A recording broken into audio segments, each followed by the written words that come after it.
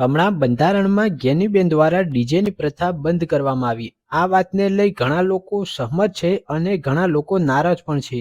જીવનમાં એકવાર લગ્ન હોય તો ડીજે લાવવાની દરેકની ઈચ્છા હોય. આમ જોવા જઈએ તો ડીજે ચાલુ રાખવું જોઈએ, પરંતુ કયા પ્રસંગે રાખવું અને કયા પ્રસંગે ના રાખવું એનું બંધારણ કરવું જોઈએ. આમ જોવા જઈએ તો શરણાઈવાળા 15,000 તો લેતા જ હોય છે, તો એની જગ્યાએ 5 થી 10,000નું ડીજે લાવવું એ સમાજને ફાયદો છે, એનાથી કોઈ નુકસાન નથી. શરણાઈ વગાડવાવાળા બીજા સમાજના બી હોઈ શકે, પરંતુ 99% ડીજે તો આપણા ઠાકોર સમાજના જ છે.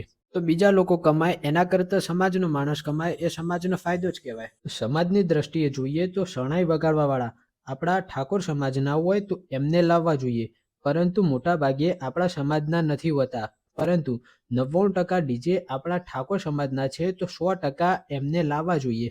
સમાજનો માણસ 5-25 પૈસા કમાય એ આપણી ફર્સ્ટ પ્રાયોરિટી હોવી જોઈએ, માટે ડીજે ચાલુ રાખવું જોઈએ. મેં પહેલા વાત કરી કે ડીજે બંધ કરવું જોઈએ, પરંતુ અમુક પ્રસંગ છોડીને.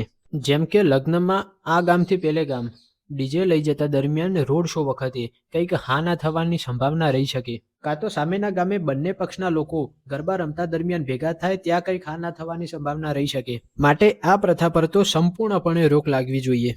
જેમ અને બાબરીના પ્રસંગે પણ ડીજે બંધ કરવું જોઈએ. અને હવે પાછું નવું નીકળ્યું છે બર્થડે સેલિબ્રેશન. અત્યારની યુવા પેઢી આમાં ખૂબ જ ખોટી રીતે ખોટો ખર્ચો કરી રહી છે. દૂર દૂરથી સગા સંબંધીઓને બોલાવવાના, એમને જમાડવાના, કેક લાવવાની, ડેકોરેશન કરવાનું, ફટાકડા લાવવાના, પાછું રાત્રે ડીજે રાખવાનું, લાઇટિંગ કરવાનું, નાસ્તો કરાવવાનો, મતલબ આ ખૂબ જ ખોટો ખર્ચો છે. માટે બર્થડે સેલિબ્રેટ સંપૂર્ણપણે બંધ કરાવવું જોઈએ. અને હવે પાછું બીજું એ નવું નીકળ્યું છે, આર્મીમાં કે મિલિટરીમાં ટ્રેનિંગ પૂરી કરીને ભાઈ ઘરે આવે તો ડીજેની સાથે એનું સ્વાગત કરવાનું. મતલબ સ્વાગત જરૂરી છે, પણ એમાં ડીજેની કોઈ જરૂર નથી.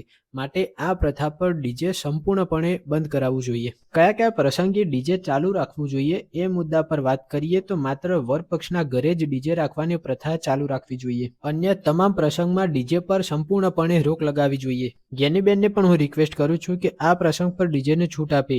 માટે આ વિડીયોને વધારેમાંથી વધારે શેર કરજો કે જ્ઞાનીબેન સુધી પહોંચે, કેમ કે લગ્ન પ્રસંગે ડીજે રાખવાની દરેકની ઈચ્છા હોય. હું આશા રાખું છું કે બંધારણને લોકો સારી રીતે અમલમાં મૂકે. ડીજેના મુદ્દાને છોડીને બંધારણના તમામ મુદ્દા લોકો સારી રીતે સ્વીકારે. મળીએ આવા બીજા નવા વિડીયોમાં. જય માતાજી, જય સદારામ બાપુ.